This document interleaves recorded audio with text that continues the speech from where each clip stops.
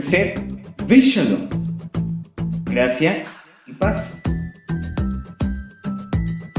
Instrúyete a través de nuestra próxima enseñanza desde la comunidad Llamas de Fuego para las Naciones, Colombia.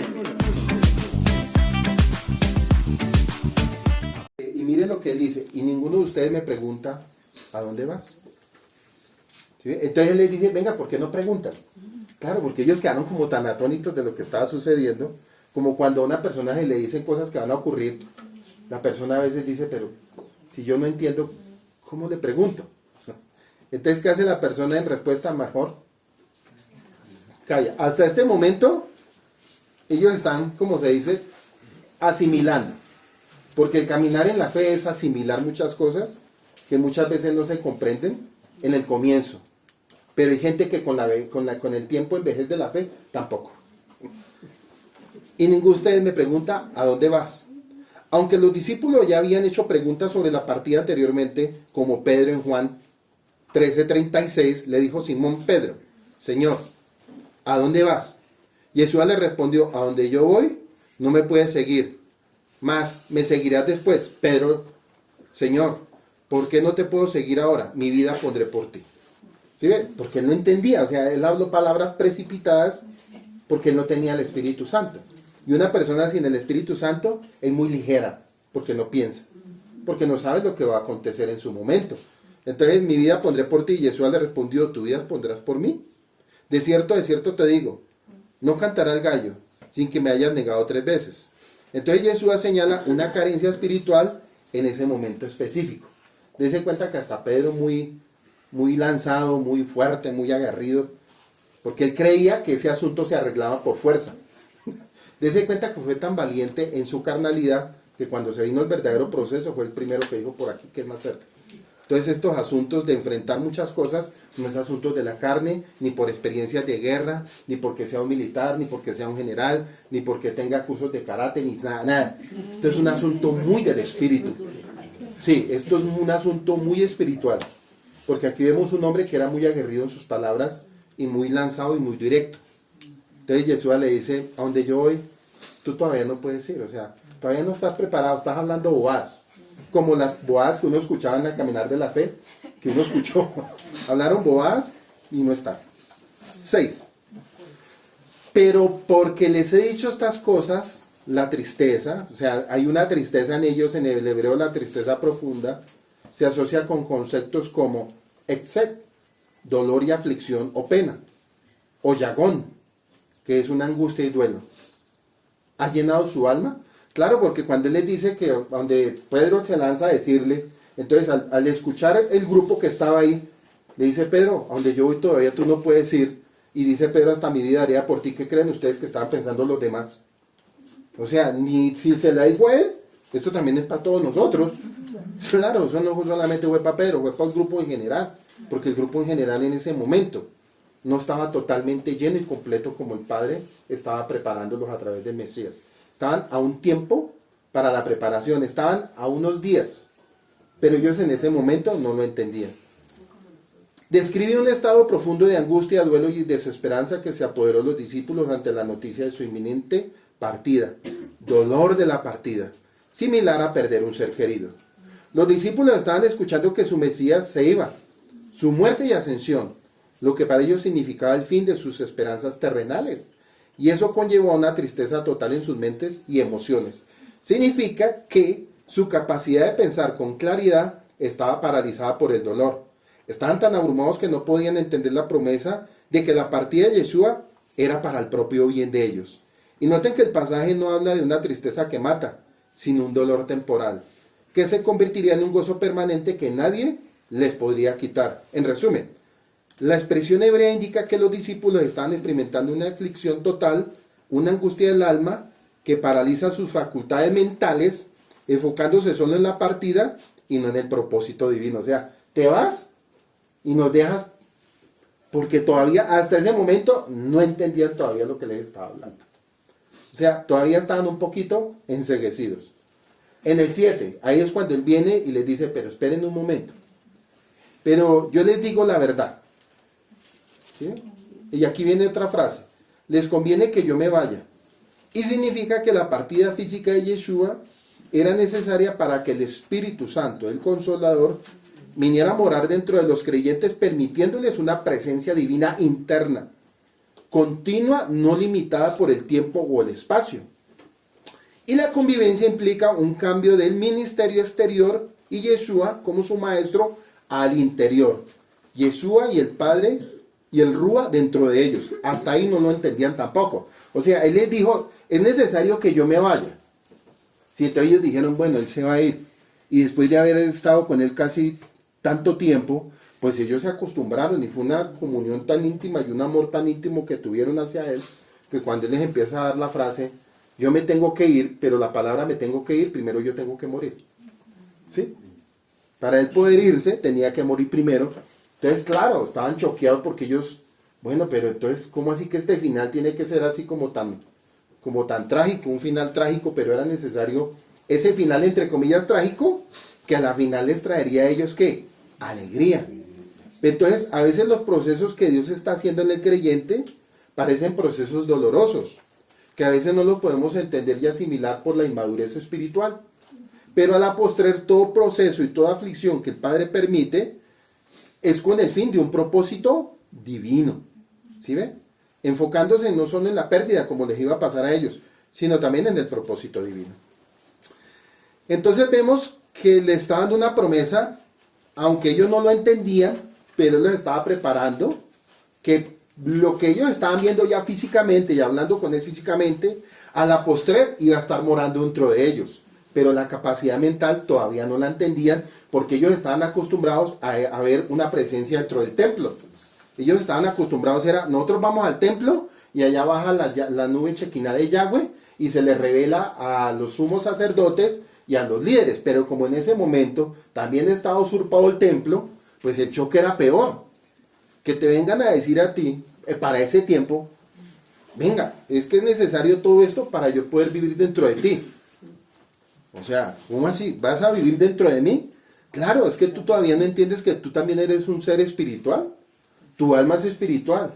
Y como esa alma es espiritual, ahí es donde vamos a entrar a morar, mi Padre y yo, en ese espacio espiritual que está dentro de ti.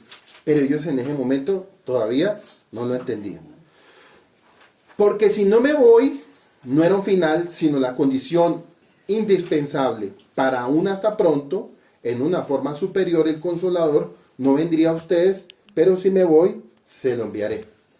Entonces Yeshua explica que el Espíritu Santo no descendería de la misma manera si él permanecía físicamente. No podía entrar sobre ellos hasta que él no partiera. Por eso en ese momento no eran llenos. Fueron temporal. Cuando dicen, ay maestro, hasta los demonios se sujetan en tu nombre. No se gocen porque se sujetan los demonios, gócense porque su nombre está escrito en el libro de la vida. Hasta ese momento él les daba autoridad, pero no era que tuvieran el Espíritu Santo permanente, ¿ya? Era como el tiempo de los profetas, de tiempo en tiempo. Hasta ese momento no, porque si ellos hubieran tenido el Espíritu Santo, no hubieran cuestionado tantos asuntos de los que él les estaba diciendo, ¿ya? Entonces, tenemos que tener mucho cuidado, y este punto es muy importante, porque una cosa es usted creer que tiene el Espíritu Santo por ciertas cosas que suceden, pero no lo tiene, y otra cosa es cuando está realmente habitando en su vida las 24 horas. Hasta pronto, en una forma superior, que el Consolador no vendrá a ustedes, pero si no me voy y se lo enviaré. Entonces Jesús explica que el Espíritu Santo no descendería de la misma manera si permanecía físicamente el Consolador o intercesor para guiar y estar dentro de los creyentes, y el mensaje para salvación. Entonces el Espíritu Santo trae convicción de error, de justicia y de juicio, solo cuando está dentro de la persona que lo permite y no se resiste. 8. Cuando Él venga, convencerá al mundo de pecado y de justicia y de juicio. Jesús explica que el Espíritu Santo convencerá al mundo de 3 verdades fundamentales: pecado, justicia y juicio. Por eso nuestra preparación nunca se nos debe olvidar Hebreos 9:27, donde dice que está establecido para el hombre que muera una vez, y después de la muerte, el juicio. Y eso es algo que no se nos debe olvidar, porque después de esta palabra, Hebreos 9:27, que está establecido para el hombre que muera una vez, y después de la muerte, el juicio, están las 3 condiciones: pecado, justicia y juicio. Y de uno depende cómo uno se va a presentar en ese gran día. para revelar la necesidad de salvación. Entonces el Espíritu confronta la incredulidad, demuestra la verdadera rectitud en Yeshua y confirma que Satanás va a ser derrotado, el adversario, para que el pueblo escogido sea llevado hacia la verdad, derrotando con su muerte el imperio de la muerte y la mentira que hubo por muchas generaciones, desde los jueces y profetas hasta la venida de Yeshua. Y noten que aún en Juan 8:44, él les dice a los líderes, su padre es el diablo. O sea, hasta ese momento venía una confrontación desde el huerto del Edén. 9. De pecado. O sea, de pecado, que es una palabra hebrea que significa katá. K de Calimán y H. Que significa errar el blanco. Errar el blanco o perder el objetivo. Y no solo se refiere solo a romper reglas morales, sino a desviarse del propósito divino y la relación con Yahweh. Por eso él dice, porque no creen en mí. No creer en Yeshua es visto como el pecado por excelencia, porque él es el tiro errado. El no creer en Yeshua es un tiro errado. Y esta frase katá, más profundo al rechazar la fuente de salvación y verdad. Y eso prácticamente fue lo que pasó para el tiempo del Mesías. Muchos erraron, aún hablando de un Dios, una persona puede errar. Ojo con este punto. Una persona hablando de Dios puede errar en un plan de salvación. Porque una cosa es hablar y otra cosa es entender pecado, justicia y juicio. Y esa palabra pecado, justicia y juicio son los tres puntos que tenemos que examinarnos como seres humanos en la condición de la que tenemos que salir. Del pecado que nos agobiaba, del juicio en el que entramos con Dios. Y de justicia, porque Yeshua va a entrar a dar la justicia que nosotros no podemos dar. Porque Él es el que nos va a presentar justos delante de Dios. Porque si fuera por nosotros, ninguno somos justos. Por cuanto todos pecamos, estamos destituidos de la gloria de Dios. La paga del pecado es muerte, mas el regalo en Yeshua es vida eterna. Entonces, ahí se cumplen esas tres frases. 10. De justicia en la Biblia, esto se refiere a la rectitud moral conforme a la ley de Yahweh. Y Yeshua está diciendo que el Espíritu Santo demostrará que el verdadero estándar de justicia no es la interpretación humana o legalista, como lo que estamos viendo hoy en día. No es humanismo ni es leganismo, no es asunto de faldas, no es asunto de maquillaje, no es asunto de tradiciones, no es asunto de ritos, sino es un verdadero conocimiento en el Mesías, sino la vida de Yeshua mismo en la vida de nosotros. Porque yo voy al Padre y ustedes no me verán más. Entonces, para el liderazgo judío, si un profeta o Mesías era ejecutado, eso podría parecer un fracaso, un juicio de Yahweh en su contra. Sin embargo, al resucitar y ascender al Padre, Yahweh vindica y aprueba y declara justo a Yeshua. Y su partida al cielo es la prueba máxima de que cumplió la justicia. A diferencia de los fariseos que buscaban su propia justicia.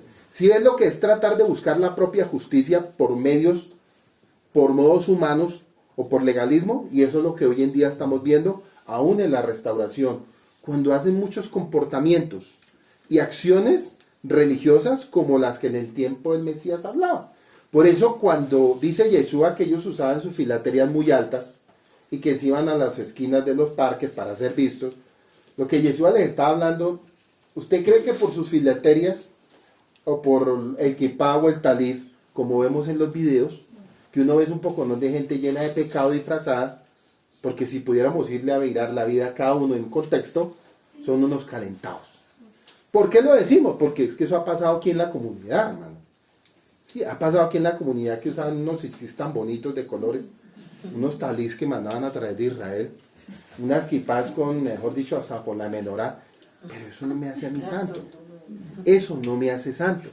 Y eso es lo que Yeshua le estaba hablando para ese tiempo a ellos. Él le estaba hablando de cierta manera, tengan mucho cuidado de no parecerse a los que desean, a los que él decía así. No me parezcan a ellos porque al final ellos están lejos de mí y lejos del Padre.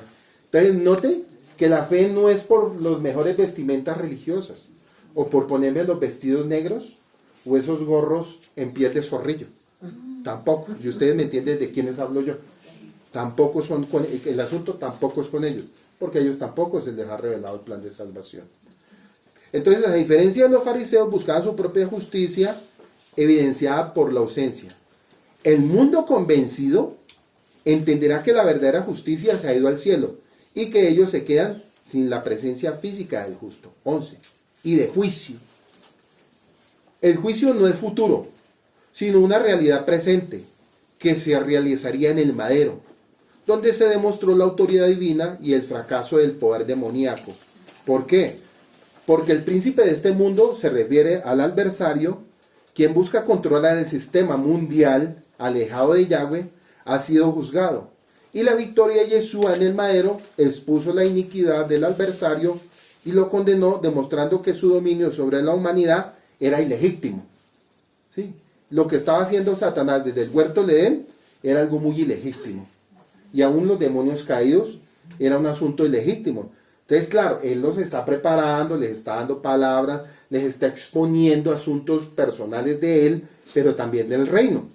Porque ellos no sabían que después de la partida iba a venir una confrontación espiritual, no solamente como la que Yeshua tuvo en el madero, sino con la confrontación de liberación, de traer mucha libertad, porque eso era lo que se iba a venir. Porque Yeshua ya había hecho el papel de libertar a los endemoniados dentro del territorio donde él estuvo y en lugares donde él fue invitado. Hasta Etiopía, muchos lugares donde él estuvo. Entonces él ejerció lo que era el ministerio del reino, pero también el ministerio de la liberación. Entonces, con lo que ellos habían visto de su maestro hacer, pues ellos hasta ese punto entendían y decían, solo él lo puede hacer por el dedo de Dios. Aunque ellos lo habían practicado en algún momento, pero sabían que él era el único que podía tener la autoridad y dar la autoridad a sus seguidores. Entonces, en ese momento les está hablando sobre la presencia del Espíritu Santo, pero hasta ahí no se había cumplido en general todo lo que el Padre iba a entregar. 12. Aún tengo muchas cosas que decirle, pero ahora no las pueden soportar. Oiga, no las pueden soportar. O sea, tengo que decirle muchas cosas, pero su mente todavía no está preparada. Y representa la compasión de Yeshua al reconocer que sus discípulos aún no estaban preparados espiritualmente para comprender la totalidad de sus enseñanzas y la magnitud de su misión antes de su muerte y resurrección. Indica que la verdad espiritual puede ser demasiado pesada o profunda para ser asimilada sin la presencia adecuada. O sea, él les habló muchas cosas, por eso les dijo en un texto, si yo les hablo asuntos de la tierra, que muchas veces no logran comprender, ¿qué fuera si yo les hablara asuntos de arriba? Mucho menos. Entonces note que es tremendo todos estos puntos, porque es muy importante todo esto. Porque viniendo el Espíritu Santo, la mente se abre, sin hablar locuras. Ojo, una cosa es hablar cosas locas que no son bíblicas, y otra cosa es hablar las líneas de Dios desde la fundación del mundo. Esa es la línea que nosotros estamos tocando. La línea desde Génesis hasta nuestros días bíblicamente es lo que el Espíritu Santo nos está revelando sin hablar cosas ni más ni menos. 13. Pero cuando venga el Espíritu de verdad, mire lo que dice. Quiere decir que cuando venga el Espíritu de verdad había un espíritu del error. Y el espíritu del error del mundo, el adversario es Satanás. Porque él es el príncipe de este mundo y él todo lo que enseña es error. Y ese error lo comenzó a enseñar desde el huerto del Edén, porque fueron los primeros que tropezaron. Adán y Eva tropezaron por ese espíritu del error. Y vamos a ver de ahí muchas generaciones tropezando. ¿Sí? En Génesis vemos mucho tropiezo. En Éxodo vemos tropiezos. En Deuteronomio vemos tropiezos. En el libro de Jueces vemos tropiezos. En el tiempo de los profetas vemos tropiezos.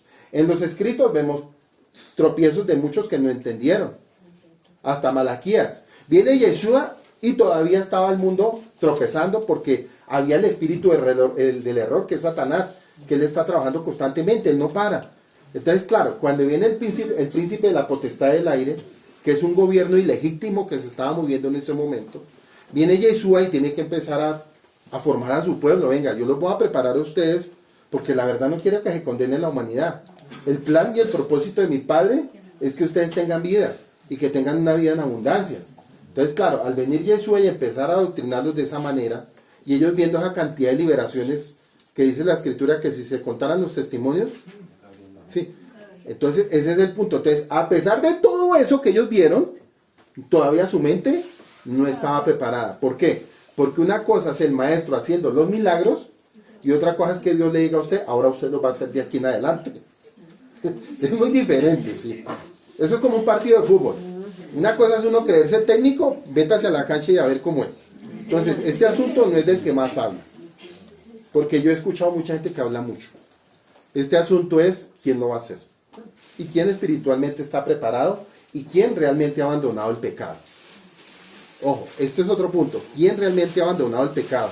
Porque Dios no puede usar un instrumento sucio, ni un adversario. ¿Te imaginas un adversario ungido? No tiene sentido. O alguien que no tenga los frutos, amor, gozo, paciencia, benignidad, templanza, fe y amor. No. O cómo Dios lo va a usar a usted, celos, ira, contiendas, divisiones.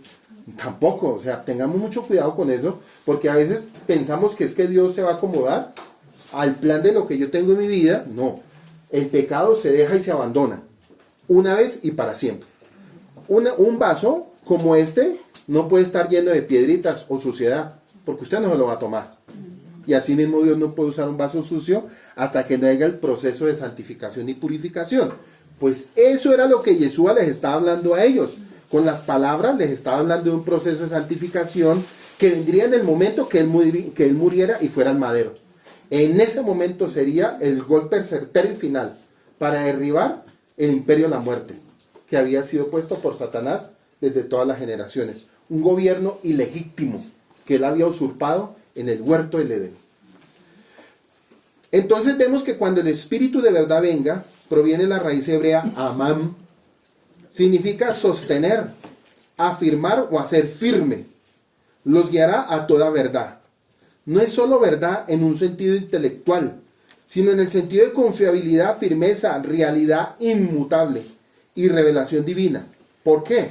Porque es el aliento de Yahweh que trae la verdad absoluta a la vida del creyente para crear una identidad inamovible. Mire lo que es una identidad inamovible. Porque no hablará por su propia cuenta. Habla lo que oye. Lo que significa que el Espíritu transmite la voluntad y el conocimiento del Padre y del Hijo, y no mensaje propio, sino que hablará todo lo que oiga y les hará saber lo que ha de venir. La palabra lo que ha de venir es discernimiento. Lo que ha de venir es discernimiento. Y esto no significa únicamente adivinar el futuro, sino dar discernimiento a los creyentes para entender los tiempos de la voluntad de Yahweh y el establecimiento de su reino. ¿Sí ve? Discernimiento. Cuando venga el Espíritu de verdad, nos va a dar discernimiento y nos mostrará las cosas que han de venir. Pero eso solo sucede en alguien que tiene una identidad clara y tiene el carácter del Padre y del Hijo sobre su vida. Ese es el que va a entender los tiempos y hablará conforme a lo que el Espíritu le hable y le muestre. Por eso cuando Yeshua hablaba, él decía, yo no hablo por mi propia cuenta. Oh, este es un punto muy importante para esos que hablan demasiado. Yo no hablo por mi propia cuenta. Yo hablo única y exclusivamente lo que el Padre me dice que hable. Ya. Él me glorificará. Significa esplendor, honor o magnificencia cuando el Espíritu glorifique a Yeshua. Y significa que revelará la verdadera grandeza y la importancia y el peso de su gloria, de quién es Yeshua y su obra redentora. Y no es una gloria externa, sino la manifestación de su carácter divino. Porque tomará de lo mío, del hebreo es lakab, implícito, indica que el Espíritu Santo no trae un mensaje nuevo o independiente, sino que toma las palabras, la obra, la verdad y la esencia divina de Yeshua para dar a conocer el Espíritu Santo y actúa como un embajador que resalta al Mesías. Y se lo hará saber a ustedes, o sea, le comunicará. El propósito del Espíritu Santo es hacer patente y comprensiva la vida y muerte y resurrección de Yeshua, permitiendo a los creyentes entender la profundidad de la verdad o la gloria de Yeshua. El Espíritu Santo revela esa unidad al exaltar a Yeshua y este acto confirma su identidad divina y su obra. Entonces, cada punto lo que Yeshua les estaba hablando era, es necesario que yo muera. Cuando yo muera, yo me voy. Pero esperen un tantico que cuando yo me vaya, pero antes de irme, después de mi resurrección, Yo tengo que mostrarle a ustedes pruebas evidentes porque ustedes son tan carnales que me toca darles 40 días. ¿Sí? Les voy a dar 40 días y en esos 40 días yo me les voy a revelar porque hay un dicho que dice que ojos que no ven, corazón que no siente. Entonces tenía que revelárselo durante esos 40 días, mostrarle sus manitos. O sea, en ese momento él no se sanó, él tenía que mostrar quién era. Porque entonces ellos hubieran dicho, bueno, ¿dónde están los clavos? Porque para ese tiempo, ¿no? ¿Dónde están los clavos? Entonces, ¿será una copia o qué será? Miren, estas son mis manos, este es mi cuerpo, estas son mis heridas. Sí, entonces sí es él, claro, no es un fantasma. Porque ellos venían de una cultura de Babilonia, lo que habían aprendido y asimilado de las culturas sumerias y de los dioses de ese tiempo. Entonces había muchos pensamientos encontrados. Entonces, era el Dios verdadero, el hijo del Dios enviado a los dioses anteriores de Sumeria, que esos eran adversarios del Creador.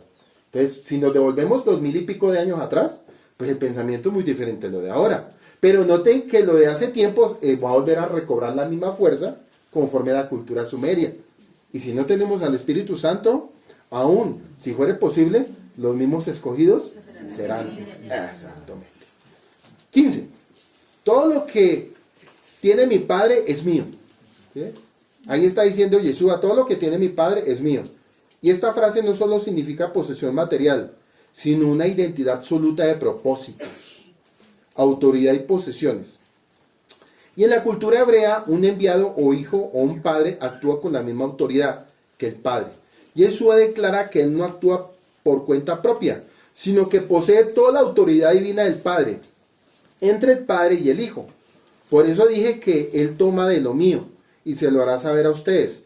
Y es una promesa clave de Yeshua sobre el ministerio del Espíritu Santo y en el pensamiento hebreo enfocado en la unidad, la transmisión de la autoridad y la revelación de la verdad.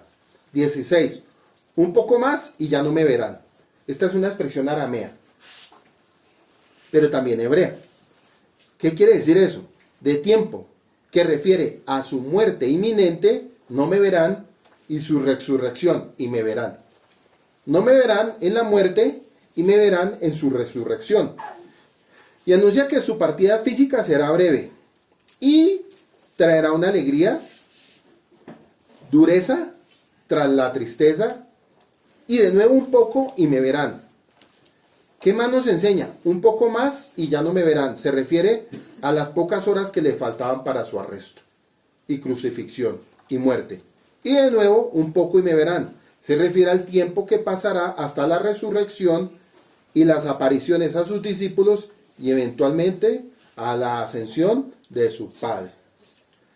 17. Entonces algunos de sus discípulos se decían unos a otros, ¿qué es esto que nos dice? Imagínense, con toda esa conversación, con toda esa instrucción, si le pasaba a ellos, ¿cómo no nos va a pasar a nosotros? ¿Sí? ¿Cómo no nos va a pasar? Entonces algunos de sus discípulos se decían unos a otros, ¿qué es esto que nos dice? Un poco más y no me verán, y de nuevo un poco más y me verán. Y porque yo voy al Padre, hay una pregunta, refleja la mentalidad de los discípulos para quienes un poco en el hebreo bíblico puede relacionarse con una palabra que es meat. Indica un intervalo breve o indefinido que requiere confianza en el tiempo. O sea, ellos habrían de ser probados en la muerte del Mesías. O sea, la prueba de ellos iba a ser 3 días. Meat. Indica un intervalo breve e indefinido que requiere confianza en el tiempo. Noten que hasta ese momento les está dando instrucciones de su muerte, de su resurrección y de un tiempo intervalo que serían 3 días. Se supone que en 3 días pues son pocos, pero esos 3 días sí sacudió a más de un discípulo. 3 días sacudieron a los discípulos y el primero en sacudirse fue Pedro. Fue sacudido en 3 días cuando él viene antes y dice, hasta mi vida daría por ti. Pedro, todavía tú no estás preparado. Y vamos a entender que alguien sin conocer al Mesías y sin entender el Espíritu Santo no va a entender nada. Por eso cualquiera puede recitar y exponer Biblia. Una cosa la puede hacer cualquier maestro, porque si le dan las hojitas y le dice léalo y enséñelo conforme está. Y otra cosa es la vivencia diaria de la relación de Yeshua y el Espíritu Santo dentro de la vida del creyente. Y un punto más tremendo es, el punto más tremendo es que hasta ese momento la presencia del Padre y del Hijo no estaban ellos adentro. Ellos lo estaban viendo físicamente. Pero llegaría el momento que la gloria del Padre y la gloria del Hijo, según Juan 15, iba a estar dentro de ellos. Entonces la pregunta es, para un tiempo como ellos, que no era un tiempo moderno, para nada moderno, ¿cómo dos entes espirituales que son uno mismo pueden entrar a la vida de un ser humano mortal del polvo de la tierra y poder asimilar tan semejante gloria que el arca del pacto lo podía asimilar, ni el mundo lo puede sostener, para que una persona como tú y como yo, mortales caídos, pueda asimilar la presencia de Dios? Para que lo pensemos. Por eso no todo el mundo tiene la presencia del Espíritu y la gloria del Hijo. No la tiene. Por eso decían, ¿qué es esto que dice? Un poco. No sabemos de qué habla. Y en hebreo bíblico arameo, como meat, ya lo dijimos, o hay otra palabra que es meat zetaman, y representa un concepto de inmediatez y tiempo limitado. Representa un concepto de inmediatez y tiempo limitado y a menudo usado para describir un intervalo breve, antes de un gran cambio. Antes de un gran cambio. Y significa un poco, breve de tiempo, reducido o un momento, indica que la situación dolorosa o la separación no es permanente, sino pasajera. ¿Y qué significa? Un poco más y no me verán, 3 días de sepultura. Y de nuevo un poco y me verán, el tiempo hasta que resucite y aparezca.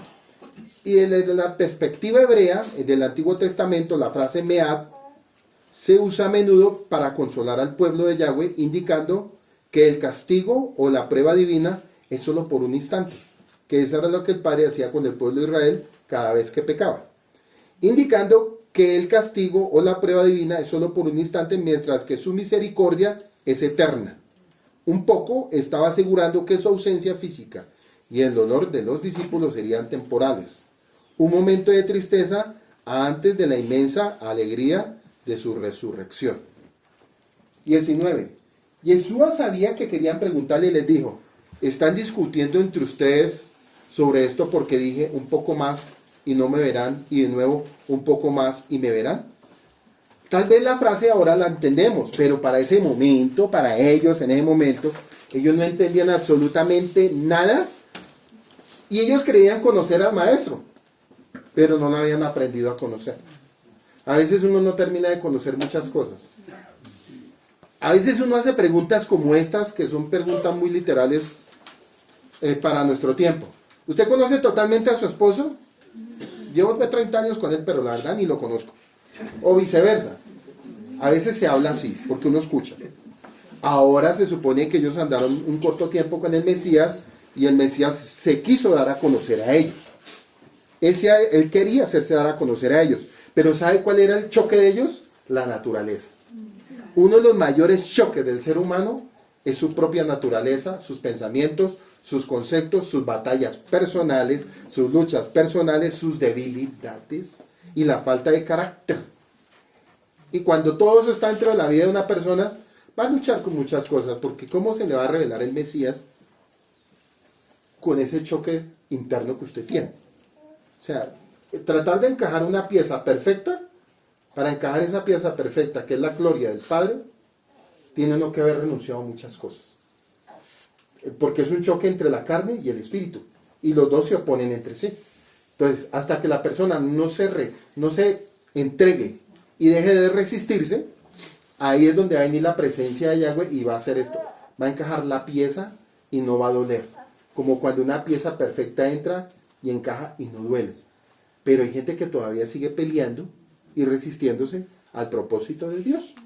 Entonces se pueden gastar meses, días o años. Y aquí vemos a unos discípulos que venían un tiempo, pero habían cosas que todavía no estaban asimilando. Aún andando con el maestro, aún escuchando lo que él hizo, aún viendo la liberación, aún viendo que él hablaba del reino, pero aún así todavía no habían asimilado muchas cosas de las que el maestro les estaba enseñando. 20. En verdad les digo que llorarán y se lamentarán. Profetiza que el dolor de los discípulos por su inminente muerte en el madero será temporal, convirtiéndose en gozo. inquebrantable tras la resurrección. Pero el mundo, no es la palabra correcta, se alegrará. Según la Biblia, los principales grupos y personas que se alegraron y conspiraron y se sintieron aliviados con la muerte de Yeshua el Mesías fueron los líderes religiosos y aquellos que lo veían como una amenaza a su autoridad. ¿Y quiénes eran? Los príncipes, sacerdotes, escribas. Buscaban activamente cómo matar a Yeshua porque le tenían miedo y envidia, ya que el pueblo lo seguía. Y cuando Judas les ofreció entregarlo, ellos se alegraron y se acordaron de pagarle dinero. Ustedes estarán tristes, pero su tristeza, la tristeza de ellos, sí se convertirá en alegría. ¿Sí? Pero los líderes de ese tiempo, cuando murió el Mesías, se alegraron. Y ese es un punto muy tremendo, porque noten que él les estaba prácticamente dañando. O sea, él era la piedra de tropiezo para ellos. Y se suponía que ellos hablaban de un Dios de creador. Noten este punto tremendo porque es muy importante. Y no se puede desmeritar. Que ya no tiene tanta relevancia, pero es muy importante. Porque para el tiempo del Mesías, todos los líderes religiosos se enfocaban en cuidar las partes del templo. Ellos eran muy extremos y muy legalistas en cuanto a lo del templo. Los gentiles allá, las mujeres allá, el leproso no entraba. Habían muchas condiciones y muchas reglas, pero la vida de ellos estaba vuelta, nada. Y viene el Mesías y da una puerta abierta para todo. Mire, viene la misma gloria del Padre y todo el mundo se acercaba, como la mujer del flujo de sangre, que en el templo ya no podía entrar por su condición, era rechazada. Iba esta mujer y toca uno de los zixís, toca sus flecos, dice que fue sana. ¿Quién me tocó? Maestro, pero es que somos muchos. No, poder salió de mí. Entonces, son muchas cosas que el Mesías empezó a ejecutar de libertad, de leprosos, cojos, ciegos, gente que por muchos años, como el paralítico de Bethsaida, 38 años, bregando a meterse al pozo, pero la condición no era tanto física, era un asunto del alma para poder levantarse.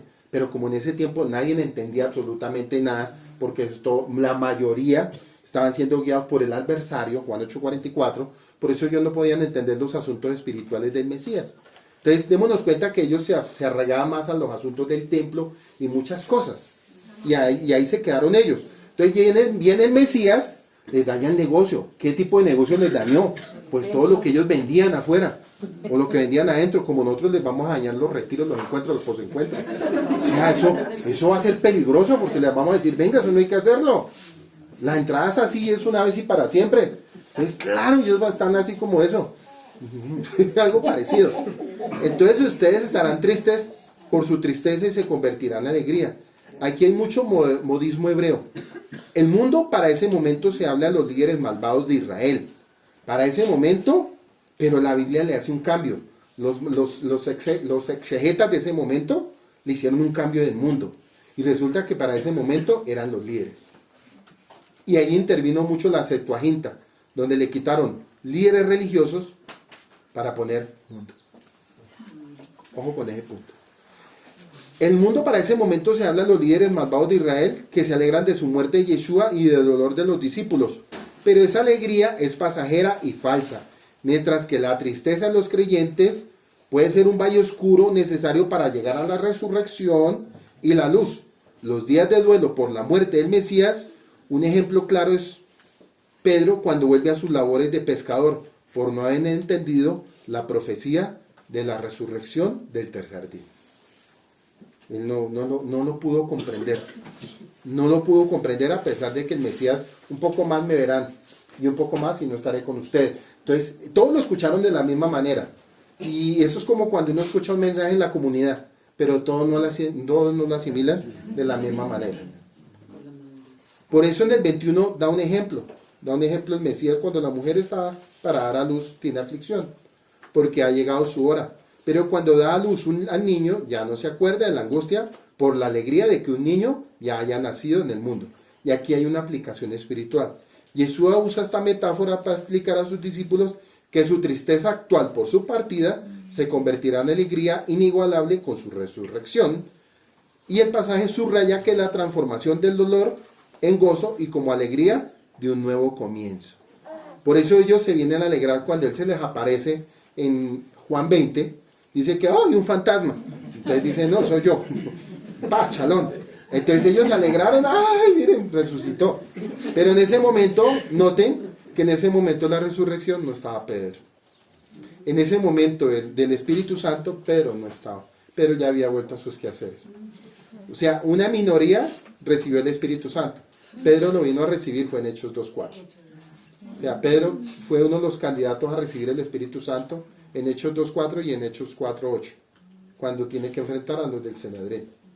Bueno, 22. Por lo tanto, ustedes también tienen aflicción. Se asocia con términos hebreos como tesará. Tesará, como Sara, pero con T antes. Una angustia y una estrechez. Y representa un tiempo de dolor profundo, ansiedad o prueba. Pero yo les veré otra vez, y la frase evoca al Roy. Y la palabra Roy, Elohim que me ve. Ojo con esta frase. Un concepto donde Yahweh no solo observa, sino que cuida activamente y protege, y su alma se alegrará. Y nadie les quitará el gozo. Una alegría que no depende de las circunstancias eternas, sino de una salvación divina. Por eso en el 23 dice, en aquel día, Yom Jahu, dos H's, H con la A y H con la U. Yom Jahu se refiere al tiempo después de la resurrección y su ascensión de Yeshua, iniciando una nueva relación donde la presencia de Yahweh no es física sino espiritual a través del Espíritu Santo. No me preguntarán nada, los discípulos dejarán de hacer preguntas de incomprensión como lo hacían durante el ministerio terrenal. Juan 13:36, porque entenderán las verdades espirituales. En verdad les digo, y la palabra hebrea es amén. En verdad les digo es una palabra que se representa amén, que significa firme, verdadero o fiable. Al repetir amén, amén, garantiza solamente la veracidad y la certeza absoluta de lo que sigue, indicando que es una verdad divina, que si piden algo en mi nombre, Be Shem Yeshua, Be, Shem Yeshua, en la cultura hebrea, el nombre no es solo un apelativo, representa el carácter de la autoridad, la reputación y la esencia de la persona. Pedir en el nombre de Yeshua significa pedir bajo autoridad, o pedir bajo su autoridad es delegación. Pedir lo que él mismo pediría, alineando su voluntad y su misión al estar unido con él. Por eso dice, él se los dará. Si piden todo en mi nombre, conforme, él se los dará. ¿Cuál propósito de la petición? La promesa tiene el objetivo de glorificar al Padre a través del Hijo. Implica que la petición busca el avance del reino. Todo lo que pidan en mi nombre, conforme será. Entonces aquí no estamos hablando de asuntos financieros ni de cosas terrenales, sino avance del reino. Por eso cuando él dice Shalom, paz, sea con ustedes, quiere decir avance del reino. Como se habla, amado, yo deseo que en todo seas prosperado, que así como prospera tu alma, prosperes en todas las cosas. Eso es un avance en el reino. Y no nos está hablando de asuntos terrenales ni financieros, sino avance del reino. Entonces, dice que la obediencia a sus mandamientos, ese es el avance del reino, obediencia a sus mandamientos y el cumplimiento de la voluntad divina, y no simplemente una satisfacción egoísta. 24. Hasta ahora nada han pedido en mi nombre. Mire pues, les está diciendo él a ellos, ustedes hasta ahora no han pedido nada en mi nombre porque es que yo estoy con ustedes. ¿Cómo van a pedir si yo estoy con ustedes? Pero en el momento que no esté yo, ¿cómo se va a pedir? ¿Sí? En el momento, sí. Pedir en su nombre significa hacerlo bajo autoridad con sus mismos propósitos y viviendo en su presencia, santidad. Pidan y recibirán para que su gozo sea completo, implicando aquí es una alegría que se convierte en fuerza y fortaleza del creyente al vivir bajo la protección y la voluntad de Yeshua. Y hay un significado hebreo que es gozo completo. Y esa palabra es Simha Shevat. Simha Shevat. Significa fortaleza, fuerza o refugio. De aquí sale una frase bíblica que dice Filipenses 4:13. Todo lo puedo en Cristo, pero ya entendemos que es un avance. Ay, todo lo puedo. ¿Cuántos dicen todo lo puedo en Cristo? Y no están cumpliendo. Es más, no son nacidos de nuevo. No han nacido de nuevo, que es lo más tremendo. Entonces, ¿cómo va a pedir uno algo cuando no se le ha revelado las verdades absolutas? Cuando no hay obediencia a los mandamientos, sino simplemente hay una satisfacción egoísta por lo que un líder religioso me enseña para ser irreverente con los asuntos de Dios. ¿Sí? Entonces, el Filipenses 4:13, de todo lo puedo en Cristo que me fortalece, no es para gente pagana, no es para gente no convertida, es para gente que está entendiendo el plan de salvación a través del Mesías y que ha recibido el Espíritu Santo y está cumpliendo la obra por la cual fue escogido y encomendado. 25. Estas cosas les he hablado en lenguaje figurado. Viene el tiempo cuando no les hablaré más en lenguaje figurado. Yeshua se refiere al tiempo después de su resurrección y la llegada del Espíritu Santo. En ese momento las enseñanzas se volverán directas al entendimiento espiritual de los discípulos, sino que les hablaré del Padre claramente. Y aquí hablaré del Padre claramente significa quitar el velo. Eso es un figurativo, para revelar la verdadera naturaleza de Yahweh, su amor y el plan de salvación en forma directa y personal, sin necesidad de comparaciones terrenales como lo hacía Yeshua, utilizando parábolas y metáforas, en lenguaje figurado para enseñar verdades espirituales profundas antes de su muerte, y promete revelar el conocimiento directo del Padre sin velos tras la resurrección y la venida del Espíritu Santo, permitiendo así una comprensión clara y espiritual, no terrenal, una relación íntima. Por eso no todos conocen a Yeshua, ¿sí? Por eso no todos conocen a Yeshua, y mucho menos al Padre. Y todavía sigue, porque todavía sigue oculto para el mundo. Eso está en Juan 14. Por eso Él es el Espíritu de verdad, y el mundo no lo puede recibir porque no le ve ni le conoce. Pero ustedes sí lo conocen porque vive con ustedes y estará con ustedes. ¿Sí ven? Porque el mundo no lo conocía. Entonces Yeshua le está diciendo, Israel no me conoce, no es el mundo. Israel no me conoce. Y como no me ha podido conocer a mí, ¿cómo van a hablar de un padre si no me conocen a mí? Dese cuenta, tremendo, que en el territorio de Israel, donde él se movió, en los 4 extremos cardinales de Israel, dice que muchos no lo conocieron, porque no entendían el plan de salvación desde el principio de la fundación del mundo. Pero lo más tremendo, volvemos a lo mismo, los líderes religiosos, hablando de la cátedra de Moisés, como Yeshua les dice, en la cátedra de Moisés se sientan los fariseos y los escribas, y lo que ellos enseñen de Moisés, escúchenlo, pero lo que ellos hacen ni para nada lo copian. Entonces eso es como hoy en día cuando los pastores enseñan de la escritura, pero lo que hacen no va conforme. Entonces, ¿eso qué significa? Que no me sirve lo que ellos me están transmitiendo. Por eso era necesario que viniera el Espíritu. Claro, porque es que la tarea del Espíritu Santo es para evitar que esos líderes religiosos sean una piedra de tropiezo para el plan de salvación sobre mi vida. ¿Sí? Esa es la tarea del Espíritu Santo. Ninguno enseñará a su hermano diciendo, conóceme, porque todos me conocerán.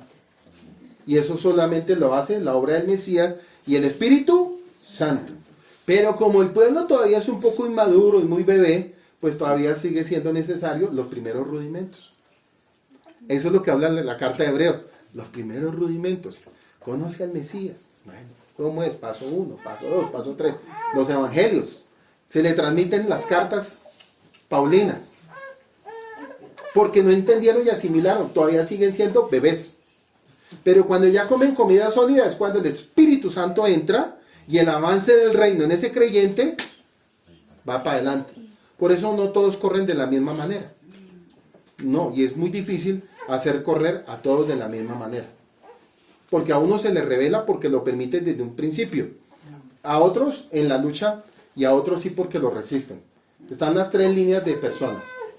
El que es muy bebé, el que se resiste, pero tarde que temprano, y está el que es una piedra, pero dura. Dijo, no, yo no entendí nada de eso, ¿sabe qué? Déjeme a mí como voy. Yo no pude con eso. No pude con eso. Sí, no pude. Pero ¿sabe por qué no pudo? Porque no abandonaron el pecado.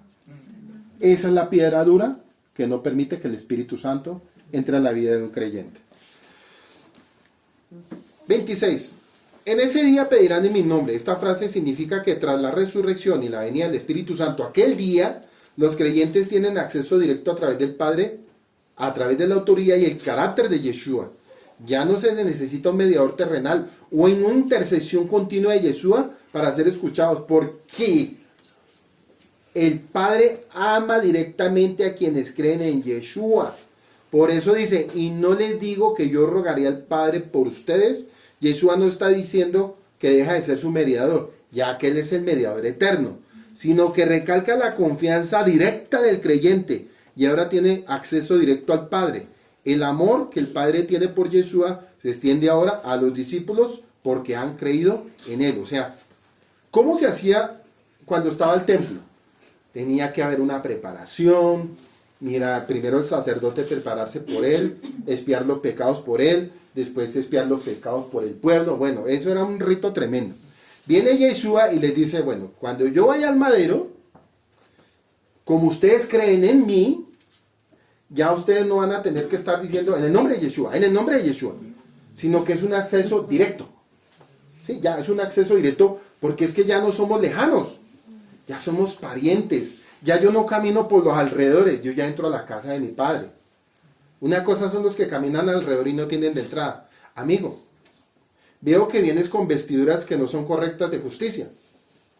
Invitados a una boda. Amigo, veo que no traes las ropas de justicia. A ese sáquelo y échelo. Entonces, las vestiduras de justicia en nosotros, ojo con este punto, porque esto es muy espiritual, y ojalá lo tengan presente y no se les olvide y después al poco tiempo digan, es que no me acordaba. Cuando Yeshua ya hace el puente de mediador y les está diciendo a ellos, como ustedes ya creen en mí, ya ustedes ya todos lo están pidiendo en mi nombre, y como ya ustedes van a tener un acceso directo al Padre por mi muerte y resurrección cuando venga el Espíritu Santo, ya ustedes no van a tener que estar diciendo en el nombre de Yeshua, en el nombre de Yeshua. Por ejemplo, cuando le decían a Yeshua, no, nosotros no podemos sacar ese demonio. Me tocó ir. Listo. Sino ya va a ser un acceso más directo. Porque el poder de Dios va a estar sobre la vida de ese creyente. ¿Por qué? Porque al entrar la presencia espiritual del Mesías dentro de nosotros, es la coraza y la fortaleza, o sea, el arca. ¿Sí? Es el arca en nosotros, que nos sostiene, el santuario. Ya está preparado. Entonces ahí viene la gloria de Dios, reposa sobre ese cuerpo. Y como los espíritus ya conocen cómo es esa persona por dentro espiritualmente, a Pablo conocemos, pero ustedes ¿quiénes son? ¿Sí? Un exorcismo. A Pablo, el que predica a Yeshua, lo conocemos, pero ustedes ¿quiénes son? Deje cuenta que unos sacerdotes jugando algo que no se les había revelado. Entonces, cuando a alguien no se le revela la santidad del Mesías en su propia vida, mucho menos se le va a revelar la gloria del Padre en él. Entonces, al entrar el Padre y el Hijo, para nosotros ser uno en él, inmediatamente viene algo que se llama armadura. Es la armadura de santidad. No como la habla el libro de Romanos, no es una armadura romana. Es la armadura sacerdotal que Yeshua puso en nosotros. Entonces, yo ya estoy ministrando liberación directa. ¿Sí? Es una liberación directa. Sale el demonio directamente. ¿Cómo predicaba Yeshua para sacar el demonio? Tú eres el Hijo de Dios. No nos atormentes. Porque ya sabían que era el Hijo de Dios. Como ya creímos en Yeshua, hicimos el paso correcto, ya no somos extranjeros, sino pasamos a ser posición de hijos y herederos juntamente con Yeshua. Entonces, como ya somos parte del reino, aquí en la tierra, entonces ya los demonios perciben. Es que a veces pensamos que los demonios no conocen. Vengan, les digo una cosa, hermano. Los demonios nos conocen mejor que usted conocer al que está al lado suyo. Nos conocen tan perfectamente que saben lo que usted hace en lo oculto, saben las bobadas con las que usted sale, saben sus inmadureces, conoce sus miedos, conoce sus bobadas, conoce sus debilidades. Ellos lo conocen a usted mejor que su propia esposa o su esposo. Y ese es el punto más peligroso. porque ahí es donde yo me tengo que acorazar. Ahí es donde viene la coraza. La coraza es el Mesías. ¿Qué pasa cuando la coraza es el Mesías? Que los demonios no tienen autoridad para señalarte a ti. Porque el hombre natural no percibe las cosas que son del espíritu porque para él son locura. Mas el espiritual todo lo discierne. Y él no es juzgado por nadie. Porque ¿está qué? Está acorazado por la presencia del Mesías. Pero cuando un espíritu se te para y te dice, ay, cuando usted que viene a hablar, si usted es un debilucho, mejor ni se ponga a hacer liberación. Libérese usted mismo primero. Y después hablamos. Entonces, esa es la coraza. ¿Ya? Ese es el blindaje. El blindaje es Yeshua. Y el poder, Yahweh. 27. Pues el Padre mismo los ama porque ustedes me han amado y han creído que yo salí del Padre. ¿Sí? Salí del Padre y he venido al mundo de nuevo. Y bajo el mundo y voy al Padre. Y dejo el mundo y voy al Padre. Sus discípulos le dijeron, ahora hablas claramente y no usas un lenguaje figurado. O sea, ahora entendemos que tú sabes todas las cosas y no necesitas que nadie te pregunte. Por esto creemos que tú viniste de Yahweh. Ahora sí ya como que, Yeshua le respondió, ahora sí creo. Pero mire que eso pasa cuando alguien es muy inmaduro y muy inexperto, es normal. Y eso pasa hoy en día también. Mire, esto no es raro para mí, es que yo lo he tenido que vivir con muchas personas. 32. Miren la hora.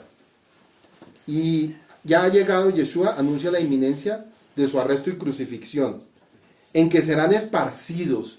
Profetiza que sus seguidores por miedo huirán y lo dejarán, solo fallando en su compromiso.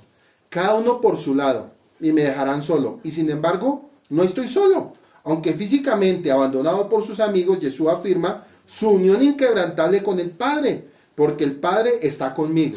Y la palabra es Shalom. La palabra del Padre está conmigo, Shalom. Y es un mensaje de paz donde Yeshua menciona esto para asegurar a los discípulos que incluso en la tribulación y el abandono y la aflicción del mundo, la presencia de Yahweh es constante. ¿Sí? Por eso Yeshua en un momento dice la frase, ¿por qué me has abandonado? Pero en ningún momento Yahweh la abandona. Era necesario separarse para que él tomara el pecado del mundo.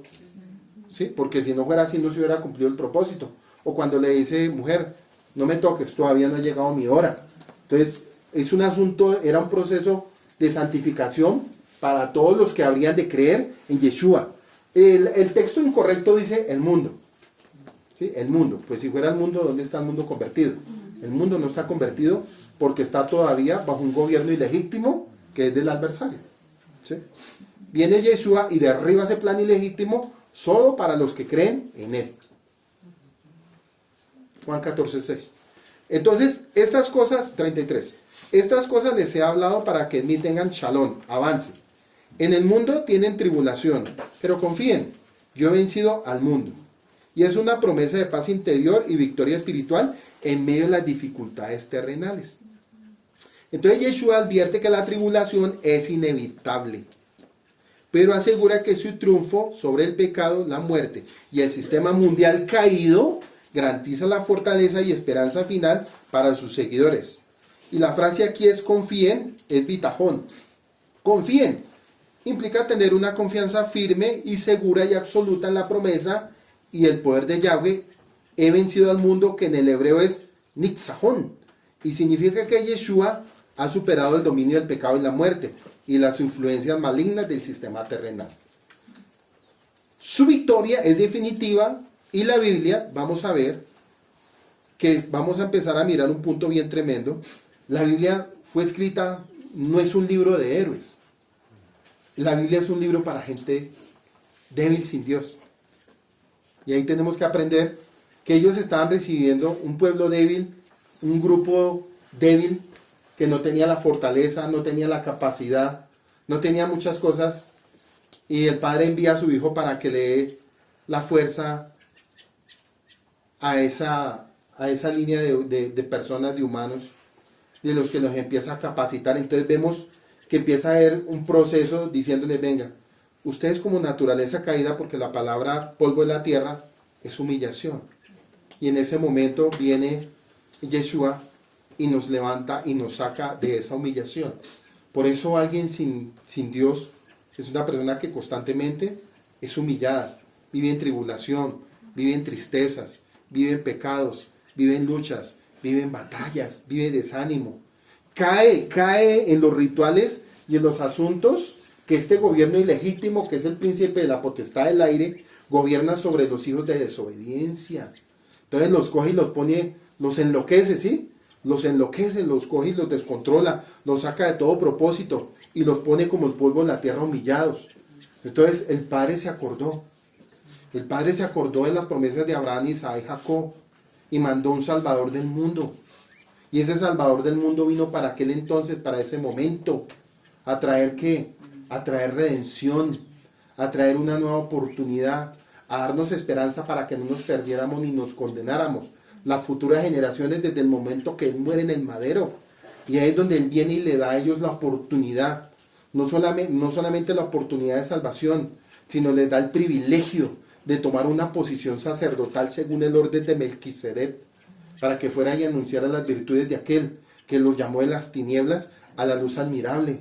Por eso ya no pasa, salimos de una condición deplorable, salimos de una condición de rechazo, que era lo que estaba ocurriendo en el tiempo en que el Mesías empezó a predicar su palabra, porque muchos de ellos no tenían acceso al lugar del templo, porque eran marginados, era una clase marginada, los pobres eran marginados, los enfermos eran marginados, la gente que no tenía esperanza era marginada, porque estaban bajo un gobierno ilegítimo.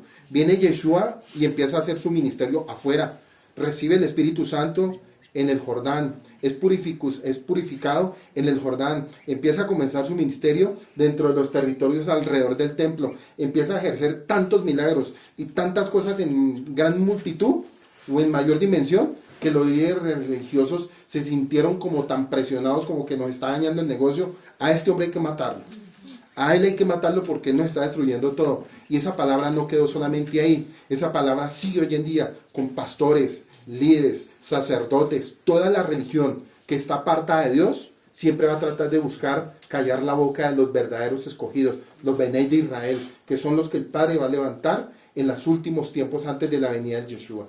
Eso es lo que el Padre va a hacer, que así como convocó a estos 11, así mismo va a hacer una convocación, y está haciendo una convocación a nivel del mundo, con pequeños remanentes que están entendiendo las verdades de aquel que fueron llamados de las tinieblas a la luz admirable. Se les está revelando, a muchos ya se les está revelando todos estos mensajes de salvación. Entonces la pregunta es, ¿por qué no se había revelado antes?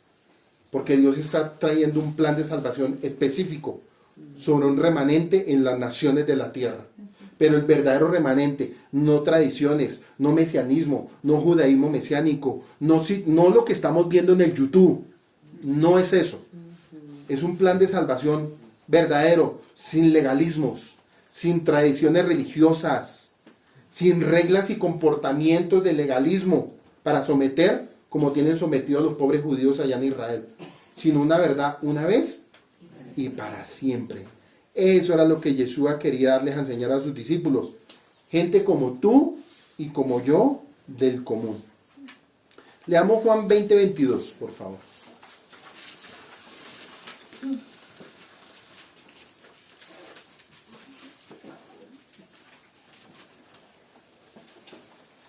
Juan 20:22. Y habiendo dicho esto, les sopló y les dijo, reciban el Espíritu Santo. Mire, como es una sola carta, no separemos los capítulos. Hubo mucha conversación desde el 15, 16 hasta el 20. En el 17 empieza la oración, por mí, por ellos y por los que vienen. En el 18, en el 19 y al 20 es una misma conversación. Pero note que en el 20 ya dice, después de toda la conversación, de haberlos instruido, les dice, reciban al Espíritu. Entonces, claro, cuando ellos reciben al Espíritu, uno se preguntaría, ¿dónde estaba Pedro? ¿Sí? ¿Dónde estaba Pedro en ese momento? ¿Sí? Pero para ese momento no estaba, porque en ese momento el 20 es la resurrección de él. Entonces él llega, entra como un fantasma, se asustan, paz sea con ustedes, etc. Llegó Tomás, se levantó, hasta no ver, no creer, lo tocó. Entonces, claro, cuando entra Yeshua y los mira, no está Pedro. ¿Dónde estará Pedro? Necesito la roca. Ya no te llamará más Kefas. Pedro, necesito la roca. ¿Dónde está la roca? O sea, ¿dónde está el líder de ustedes? Porque Pedro era el líder de ellos. A pesar de su temperamento y sus cosas, y ahorita vamos a rematar con el punto final, Yeshua nunca lo miró por lo que hizo, ¿no? O sea, sí, usted me negó, yo no soy resentido. Si usted me negó, yo no soy ningún resentido. No, sí, es verdad. Usted me negó, ¿no? ¿Dónde está? Entonces, claro, mientras que Pedro estaba por allá pescando solito, y volvió a sus trabajos, llega el Mesías y bueno, se reúne con ellos, y les da la primicia, les da chavó. Hace el chavó. Por eso el conteo de Homer tenemos que mirarlo de una manera más espiritual. El conteo de Homer es una preparación para yo ser revestido del poder del Espíritu Santo. Y en esos 40 días, el conteo de Homer era lo que el Mesías estaba manifestando. El reino del cielo se ha acercado. Arrepentimiento, santidad. Arrepentimiento, santidad. Ese es el conteo de Homer. Porque en las religiones y en el mesianismo hacen una cantidad de cosas que no son las correctas. Porque se preocupa más por lo externo que por lo interno de nuestra alma. Entonces, claro, en ese momento llega Yeshua, habla con ellos, reciban al Espíritu Santo, lo recibieron, y Yeshua sabía que Pedro ya sabía a dónde iba a volver otra vez. Va, y es bonito, mire que es bonito el encuentro con Juan 21. Es muy bonito el encuentro. Para que lo tenga que estudiar y lo vaya a presentar, va a ser muy bonito. Llega y se hace en la orilla de la playa. Y llega Pedro toda la noche de pescar. Y llega ahí a la orilla de la playa. Y el maestro ahí, fuego, peces y pan. Y llega a la orilla y empiezan a tener una conversación. Dese cuenta el amor de Dios con una persona que peca no por un pecado, sino un pecado de incredulidad, pero sin pecar en fornicación, ni adulterio. Un pecado de incredulidad fue el que tuvo Pedro. Ojo, para no vayamos a voltear, ay, no pecó, vuelva otra vez que Jesús te recibe. No, espere. Una cosa, hay pecados de muerte, pero este pecado fue de incredulidad. Pudo haber sido el hombre más valiente y era el más valiente del grupo, pero fue el más cobarde. Pero mire que ese cobarde fue el que mayores cosas hizo. Pero mire que Pedro no lo hizo antes.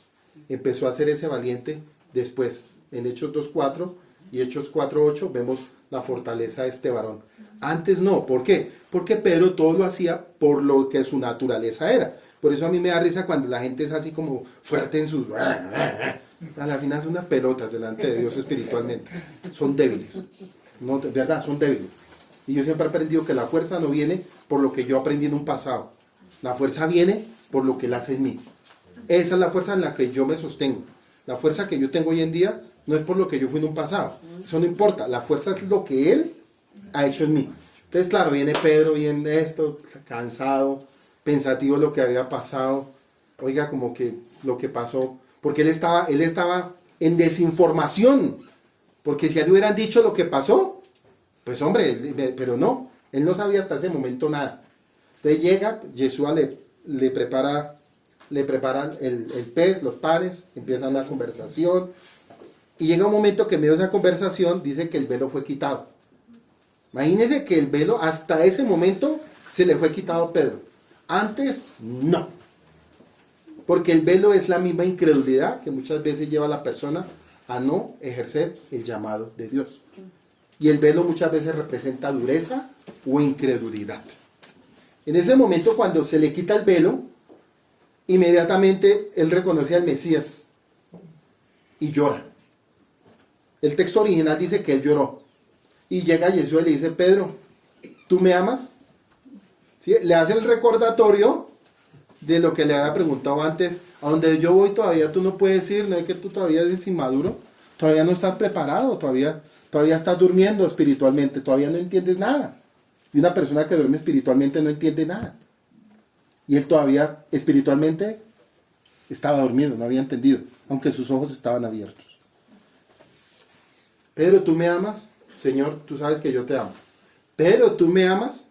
Señor, pero si ya tú lo sabes todo, ¿no es que tú me lo dijiste antes? No, exacto. Entonces le dice: bueno, si me amas, apacienta mis ovejas. Y ese es uno de los llamados pastorales verdaderos. Ese es el llamado pastoral, si quieres saberlo. Apacentar las ovejas. y amarlas como Yeshua nos amó a nosotros primero. ¿Sí ve?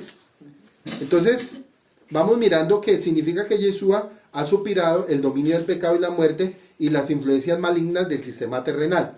Su victoria es definitiva y la Biblia, ojo, la Biblia no es un libro de héroes fuertes, es un libro de personas rotas que Yahweh nunca abandonó. Porque nuestra vida nunca está en pausa y Yahweh todavía está escribiendo un capítulo más con tu vida. Porque tu vida todavía no está terminada. Y yo cogí unos ejemplos de los siervos que fueron llenos del Espíritu Santo.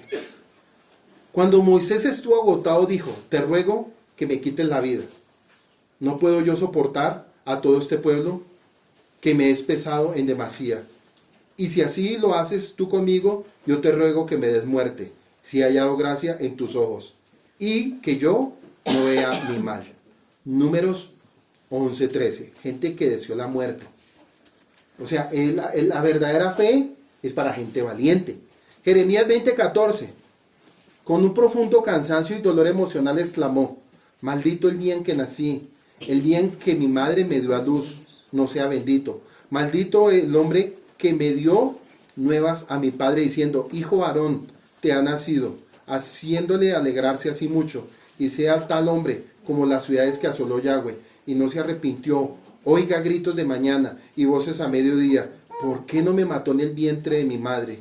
Me hubiera sido mi sepulcro, y su vientre embarazado para siempre. ¿Para qué salí del vientre? ¿Para ver trabajo y dolor, y que mis días se gasten en vergüenza? Otro, Elías, con miedo exclamó: basta ya, oh Señor, quítame la vida. Primera de Reyes 19:4. Y él se fue por el desierto un día de camino, y vino y se sentó debajo de un enebro, y deseando morirse, y dijo: basta ya, oh Yahweh, quítame la vida, pues no soy yo mejor que mis padres. Job 3:11, con dolor insoportable exclamó: ¿por qué no morí yo en la matriz, o expiré en el vientre? Entonces vamos a ver que la Biblia nos habla de gente débil, no de héroes. ¿Sí? Y toda la Biblia es así. Por eso la Escritura dice: diga al débil, fuerte soy. Todo lo puedo en Cristo, o Yeshua, que me fortalece. Entonces la Biblia no nos habla de héroes. Nos habla de una cantidad de polvo de la tierra humillada que Dios levantó por el poder de su aliento para cumplir un propósito, y no para creernos como lo que hoy en día se ve en los púlpitos. Simplemente somos gente con miedo, con debilidades, con humanismo, con debilidades, con todo lo que tú quieras, pero con una esperanza en el Mesías y con el poder del Espíritu Santo. Por eso es muy importante, chavo. Eso es muy importante. Y esto que yo estoy enseñando hoy, yo lo entendí hace 25 años atrás. Porque si no lo hubiera entendido hace 25 años, no hubiera llegado hasta acá. No hubiera entendido el proceso de mi vida hace 25 años, cuando se me manifestó el Espíritu Santo en aquel lugar, y me empezó a capacitar, a sostener, y a decirme: escribe, porque esto lo vas a ver a futuro, sin yo entender nada, como los discípulos. No entendía nada. Pero en el momento que vino el poder del Espíritu Santo sobre mi vida, empecé a entender todos los asuntos espirituales. Y ahora, hoy en día, después de 25 años, entiendo todo lo que Él me habló en un pasado, para yo estarlo ejecutando presente, y para poderle enseñar a la nueva generación el futuro. Entonces estamos caminando en un mover espiritual donde hay breves tiempos. Hay breves tiempos donde Dios está revelando lo nuevo que se viene para la tierra. Pero aquí no es tanto la tierra, es cuidar el pueblo que Dios nos entregó.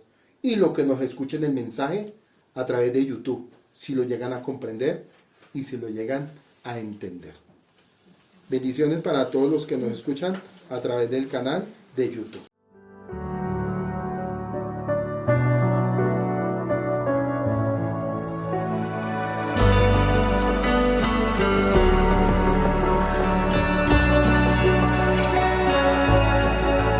No obstante, he aquí, vienen días, dice el Señor, cuando no se dirá: vive Dios quien hizo subir a los hijos de Israel de la tierra de Egipto. Viene un éxodo que es mayor en el fin de los tiempos y se dirá: vive Dios, quien hizo subir a sus hijos del norte y de todo lugar, que aunque un tiempo los dispersó, los hará regresar desde toda nación. Pronto vendrá su Salvador y de un extremo del cielo al otro los rescatará.